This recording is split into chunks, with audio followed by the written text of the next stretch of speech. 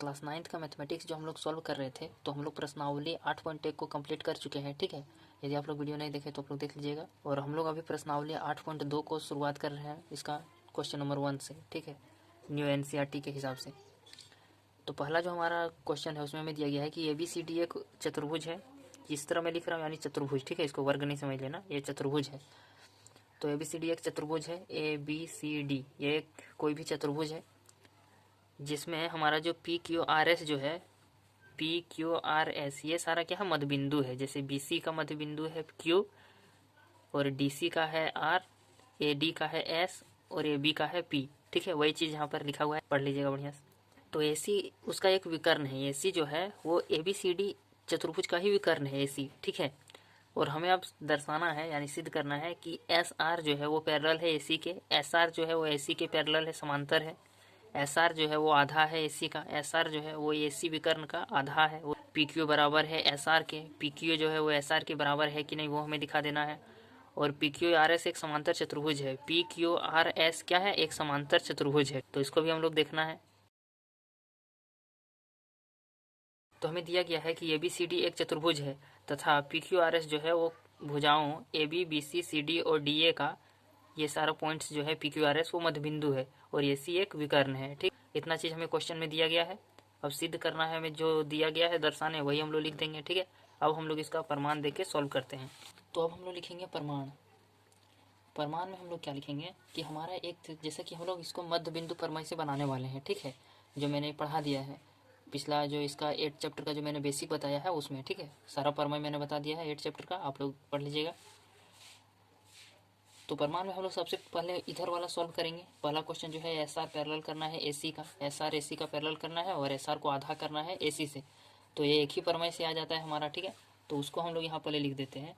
हम लोग पहले लिखने वाले हैं कि त्रिभुज ACD में कि बिंदु S भुजा AD का मध्य बिंदु है, तथा एक चीज़ और हमें दिया गया है कि जो R है वो भी CD का मध्य बिंदु है। तो हम लोग लिख देंगे वो भी चीज़ इसी तरह। हम लोग यहाँ पर लिख सकते हैं कि ये सारा चीज़ हमें दिया गया है। तो हम लोग इसमें मध्य बिंदु प्रमेय लगाने वाले हैं। ठीक है, तो जैसे कि ACD एक त्रिभुज है, और मध्य बिंदु प्रमेय हमें ये बताता है कि कोई भी यदि त्रिभुज है तो उसका जो भुजा, दो भुजा का जो मध्य बिंदु होता है, उस बिंदु को यदि आप मिलाओगे तो वो तीसरे भुजा के समांतर होगा। ठीक है, तो हम लोग वही प्रमेय का यूज़ करेंगे अभी, क्योंकि हमारा जो बिंदु S है वो भुजा AD का मध्य बिंदु है, और R जो है वो भी CD का मध्य बिंदु है। इसलिए हम लोग कह सकते हैं कि हमारा जो SR जो है वो पैरेलल है AC के। ठीक है, ये हमारा पैरेलल हो जाएगा, समांतर, और कारण हम लोग इसमें लिख देंगे।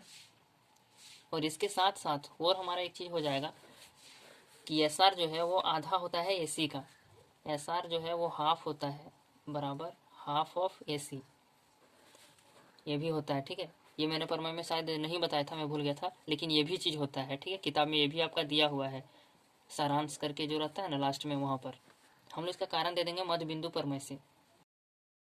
इसी प्रकार जैसे कि PQ को और SR को बराबर करने बोल रहा है ना, जैसे कि PQ आएगा बराबर हाफ ऑफ AC, माने कि AC का जो आधा होगा वो PQ के बराबर होगा, और SR जो है वो AC का आधा है, तो ये दोनों भी आपस में बराबर होगा। चलिए यहाँ पर दिखाते हैं आपको, वहाँ पर आपको समझ में नहीं आया होगा, चलिए यहाँ देखना।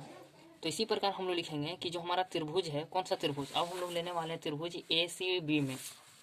त्रिभुज ACB में, और ACB त्रिभुज जो है, ACB जो त्रिभुज है इसमें हमारा बिंदु P AB का मध्य बिंदु है, और ये दिया गया है। और इसी तरह हमारा Q जो है वो BC का मध्य बिंदु है। कारण में लिख देंगे कि ये सारी चीज़ें हमें दी गई है। ठीक है, दिया है। अब हम लोग यहाँ पर लिखेंगे कि ऐसा है, इसलिए मध्य बिंदु प्रमेय से हम लोग क्या कर सकते हैं कि जो हमारा PQ है वो हमारा AC के समांतर हो जाएगा। PQ समांतर होगा AC के, तथा PQ जो है वो आधा AC के बराबर होगा। ठीक है, मध्य बिंदु प्रमेय से लिख देंगे। अब हम लोग लिखेंगे क्वेश्चन नंबर जो हम लोग दूसरा बना रहे हैं ना, उसको सॉल्व कर रहे हैं। ठीक है, कि चूंकि हमारा जो SR है वो बराबर है हाफ AC के, और हमारा जो PQ है, PQ जो है वो हमारा बराबर है हाफ AC के। ठीक है, इसलिए हम लोग लिख सकते हैं, देखिए इसका RHS जो है वो बराबर है दोनों का, ठीक है, तो इसका LHS भी बराबर होगा, इसलिए SR जो है वो बराबर हो गया PQ के, ठीक है, यही हमें याद करना था। ये हमारा एक प्रूव्ड हो गया, और एक चीज़ हम लोग इसको भी प्रूव किए थे, ठीक है। अब हम लोग तीसरा क्वेश्चन को जो सॉल्व कर रहे हैं, तीसरा पार्ट जो है वो बोल रहा है कि PQRS एक समांतर चतुर्भुज है, ठीक है, जो हमारा PQRS है वो समांतर चतुर्भुज है। तो PQ और RS हम लोग बराबर कर लिए, और हम लोग अब यहीं से एक चीज़ और लिखेंगे कि चूंकि जो हमारा PQ है पैरेलल है AC के, तथा हमारा जो SR है वो भी पैरेलल है AC के, इसलिए हम लोग कह सकते हैं कि PQ जो है वो पैरेलल है SR के, ठीक है। यहाँ पर भी RHS सेम है तो LHS भी सेम हो जाएगा, तो ये चीज़ हमें यहाँ से मिल गया। तो जैसा कि चैप्टर 8 में मैंने बताया है, जो परमाय वाला वीडियो है, कि यदि कोई हमें चतुर्भुज है और उसको यदि हमें समांतर चतुर्भुज बनाना है, जैसा कि हम लोग PQRS को भी बनाएंगे, तो उसका एक नियम, उसका बहुत सारा नियम है, ठीक है, समांतर चतुर्भुज का। तो एक नियम उसका ये है जो अभी हम लोग यूज़ करेंगे इसमें, कि जो आमने सामने का भुजा यदि हम लोग समांतर कर देते हैं और बराबर कर देते हैं, जिस भुजा को आमने सामने वाला को बराबर करेंगे उसी को ही समांतर करना है, ठीक है। तो हम लोग अभी PQ और RS जो है या फिर SR, इन दोनों को बराबर भी कर दिए हैं और पैरेलल भी कर दिए हैं, समांतर भी, ठीक है। तो हमारा जो SR है वो PQ के बराबर भी कर दिए और PQ के SR हम समांतर भी कर दिए, इसलिए हम लोग लिख सकते हैं कि अतः जो हमारा चतुर्भुज है PQRS वह एक समांतर चतुर्भुज है।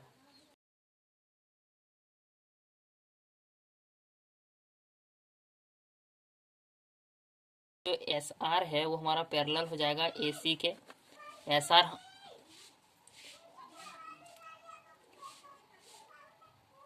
हमारा जो है वो हमारा समांतर हो जाएगा